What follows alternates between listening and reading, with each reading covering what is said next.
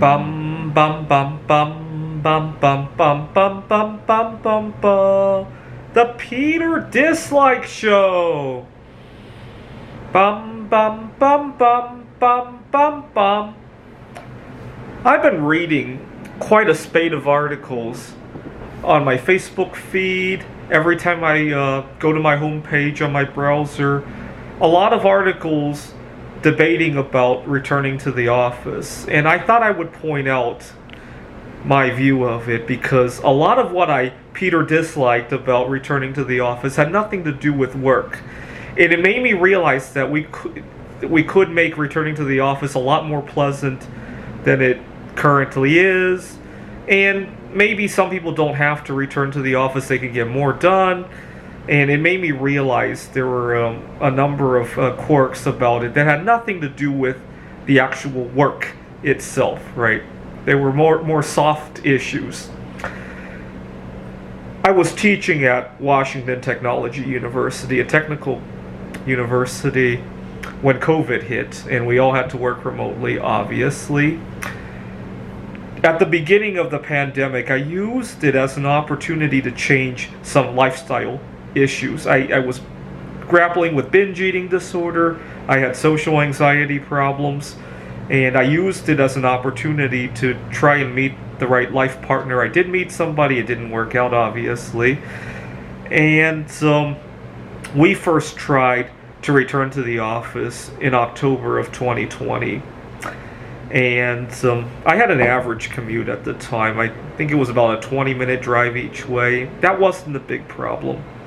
The first big problem that I quickly noticed, and it hit me like a ton of bricks when I opened the door into the campus, was the temperature of the room. At home, I could set the temperature the way I like it without a problem. The second problem I noticed was posture issues. See, when I was teaching remotely, I was more free to dress the way I want. I was more free to sit the way I want, stand the way I want. And notice how neither of those have anything to do with teaching computer science, right? Nobody cares what temperature it is in your room, or as long as it's appropriate, how you dress or how you posture yourself in front of the computer, right? See, nobody cares about that, right?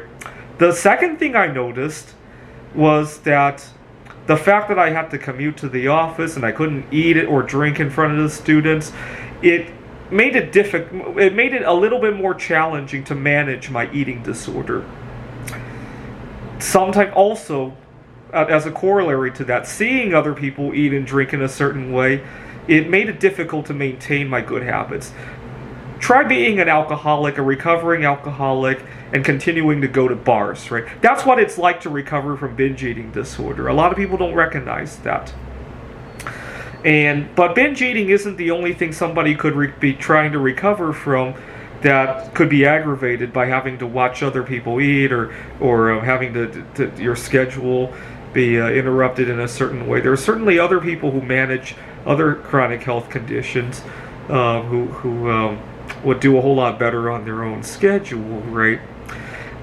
I'm not saying that we shouldn't return to the office. I'm just pointing out that these were difficulties that I dealt with, and maybe the office environment could be handled in a better way to make this stuff more manageable, right? But those were the main. Notice how none of this has anything to do with fucking work. I mean, if I could work with the students, I love the students in person, by the way. I work in person now. I still grapple with all of these problems. Posture issues. The temperature in the office might be okay. Oh, there was another thing. I also notice how people put their nose in other people's business all the time, right? People judge you for what you eat or what you don't eat. Sometimes people hear that I have dietary restrictions. They want to prepare food that would be suitable for me, but then they also have to learn that I do intermittent fasting. They bring their food at the wrong time, and stay out of it! Or they hear about what I want to take vacation for, and they just, I think part of the reason the United States is still the only first world country that doesn't have mandatory vacation time. Actually, it might be the only country in the first and second world that doesn't have mandatory vacation time. I think part of that is we have such a diverse culture. Everybody goes on vacation differently, right? For some people, vacation could mean a Taylor Swift concert. For other people, it's a solar eclipse. For yet other people, it means going to Las Vegas and losing their life savings. And everybody vacations in such a different direction. It's very easy to think everybody else's vacation is a waste of time, so we shouldn't give too much, right?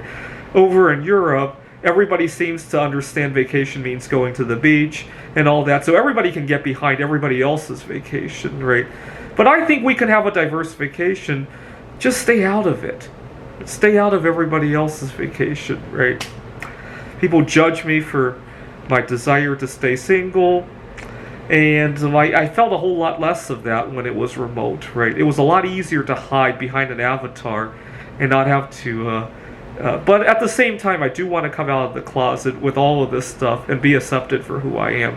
So it's a double-edged sword. Anyways, I thought I would point out all the things Peter disliked about going to the office had nothing to do with work. That's the most frustrating part. It had everything to do with privacy and comfort and things that actually made me more productive. This is the Peter Dislike Show. Bum bum bum bum bum bum bum bum bum bum bum bum. The Peter Dislike Show. Bum bum bum bum bum bum bum.